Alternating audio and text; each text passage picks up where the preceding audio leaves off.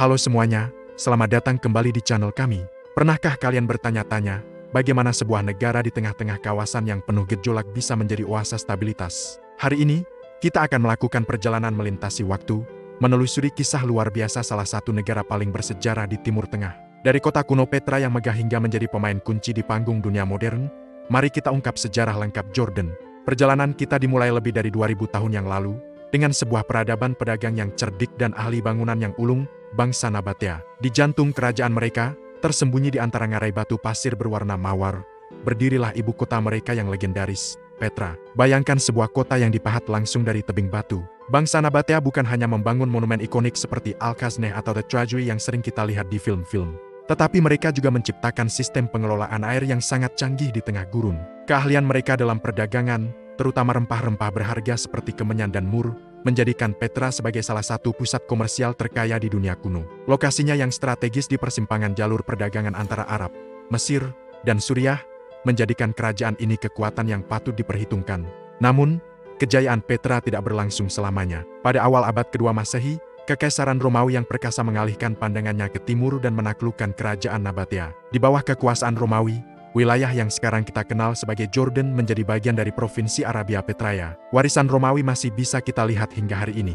Kota-kota seperti Geras, yang dulunya dikenal sebagai Grasa, adalah salah satu contoh kota provinsi Romawi yang paling terawat di luar Italia. Dengan jalan-jalan berpilar megah, kuil-kuil, teater, dan gerbang kemenangan, Geras memberikan kita gambaran sekilas tentang kehidupan di bawah pemerintahan Romawi. Setelah Romawi, datanglah Kekaisaran Bizantium, yang membawa serta penyebaran agama Kristen. Banyak gereja dengan mosaik yang indah dibangun selama periode ini, menambah lapisan sejarah yang kaya di tanah Jordan. Memasuki abad ke-7, gelombang perubahan besar menyapu seluruh Timur Tengah dengan datangnya Islam. Wilayah Jordan menjadi salah satu yang paling awal menerima ajaran baru ini dan menjadi panggung bagi beberapa pertempuran penting dalam sejarah awal Islam, seperti pertempuran Mu'tah dan Yarmuk. Di bawah kekuasaan berbagai dinasti Islam, dari Umayyah hingga Abbasiyah, dan kemudian Mamluk, Jordan terus memegang peranan penting. Lokasinya yang berada di jalur haji dari Damaskus ke Mekah membuatnya menjadi tempat persinggahan vital bagi para peziarah.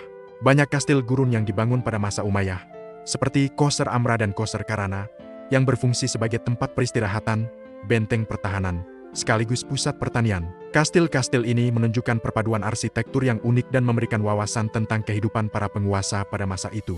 Zaman berganti, dan pada awal abad ke-16, Kekaisaran Arman mengambil alih kekuasaan atas wilayah ini. Selama 400 tahun berikutnya, Jordan menjadi bagian dari provinsi Suriah di bawah kendali Istanbul. Meskipun periode ini sering dianggap sebagai masa stagnasi, pembangunan jalur kereta api Hejaz pada awal abad ke-20 oleh Arman membawa kehidupan baru.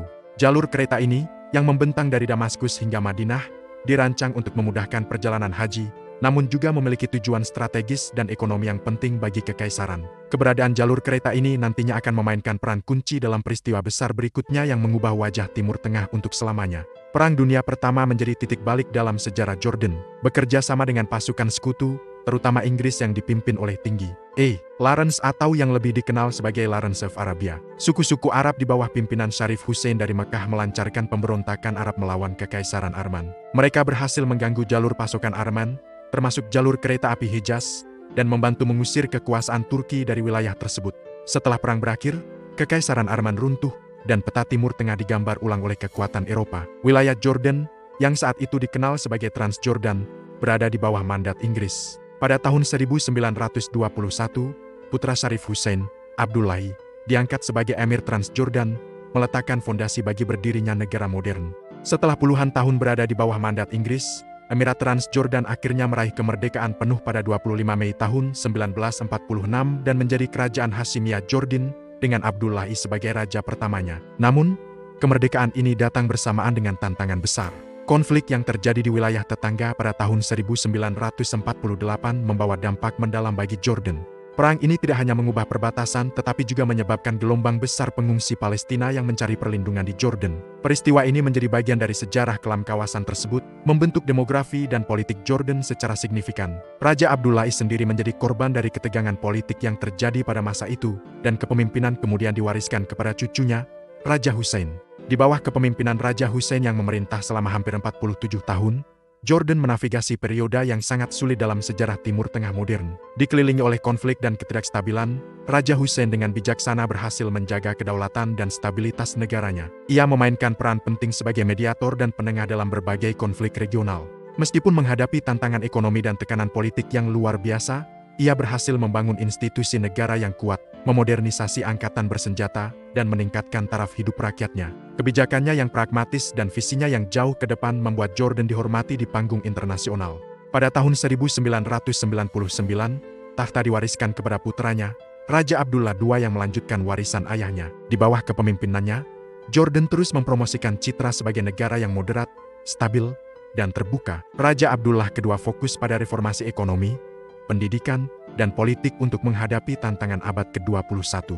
Meski terus dihadapkan pada dampak dari gejolak di negara-negara tetangga, termasuk krisis pengungsi dari Irak dan Suriah, Jordan tetap berdiri teguh sebagai jangkar stabilitas. Negara ini berhasil menjaga perdamaian internalnya dan menjadi mitra penting bagi komunitas internasional dalam upaya perdamaian dan kontra-terorisme di kawasan.